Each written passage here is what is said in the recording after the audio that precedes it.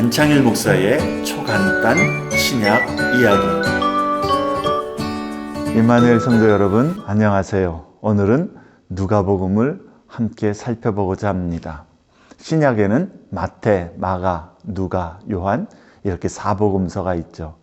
이것은 서로 다른 이야기를 혹은 서로 다른 복음을 적은 것이 아니라 예수 그리스도의 이야기이고 하나의 복음인데 그것을 서로 다른 사람들이 다른 관점에서 적은 것이죠. 누가복음의 저자는 누가입니다. 누가는 서두에 예수 그리스도에 관하여 이루어진 일들을 그 모든 근원부터 자세히 살펴서 데오빌로 각하에게 차례대로 써보낸다라고 그렇게 이야기합니다. 그래서 누가복음은 예수님의 이야기를 역사적인 순서대로 세밀하게 전개해 나갑니다.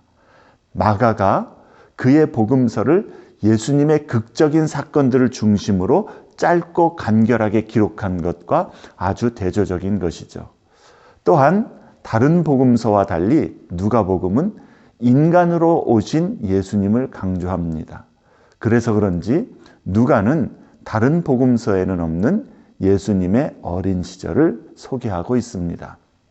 누가는 예수님의 사역과 십자가 죽음 그리고 부활의 이야기로 그치지 않고 그 후속편으로 사도행전을 기록하여서 그 이후 복음이 땅끝까지 전파되는 과정까지도 데오빌로에게 기록으로 증거해 줍니다.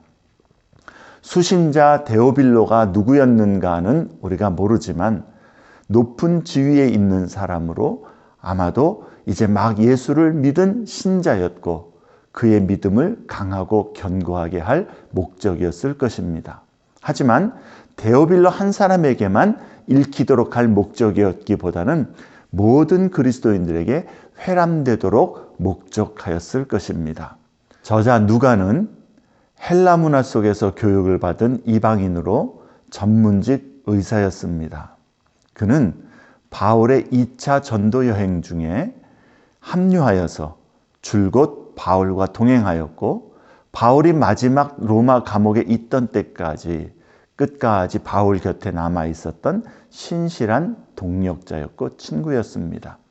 누가복음에는 사회 소외 계층에 속한 사람들이 많이 등장합니다. 그래서 누가복음은 가난한 자들의 복음서라는 별명을 얻습니다. 누가복음의 핵심 구절은 4장 17절과 18절 그리고 19장 10절이라 할 수 있겠습니다.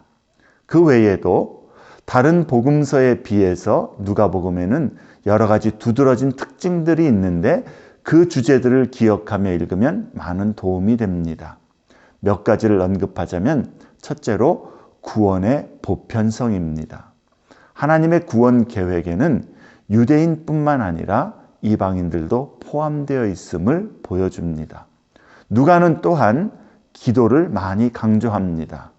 예수님께서는 12제자를 부르시는 일처럼 그러한 중요한 일들이 있을 때마다 기도하시는 그러한 모습을 본으로 자주 보여주시는 것입니다. 또한 여인들과 어린이들 그리고 죄인들에 대한 예수님의 특별한 관심과 친밀함도 두드러진 특징입니다.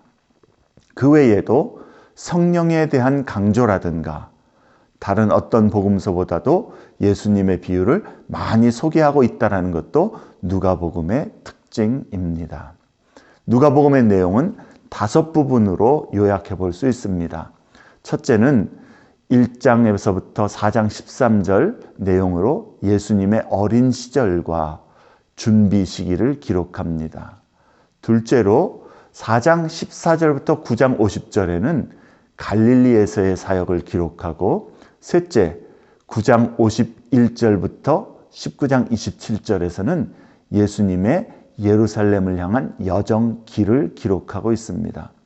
이 부분의 주요 내용은 예수님께서 예루살렘을 향하여 가시는 길 위에서 제자들에게 제자도에 관하여 가르치시는 그 내용이 특징입니다. 19장 28절부터 23장은 예루살렘에서의 사역과 마지막 일주일을 기록하고요. 그리고 이제 24장은 예수님의 부활과 승천을 기록합니다. 누가복음을 묵상하면서 우리도 주님이 가신 길을 주님과 함께 걷는 그 길을 따라가는 제자의 삶을 다시 한번 깊이 새겨보실 수 있기를 바랍니다.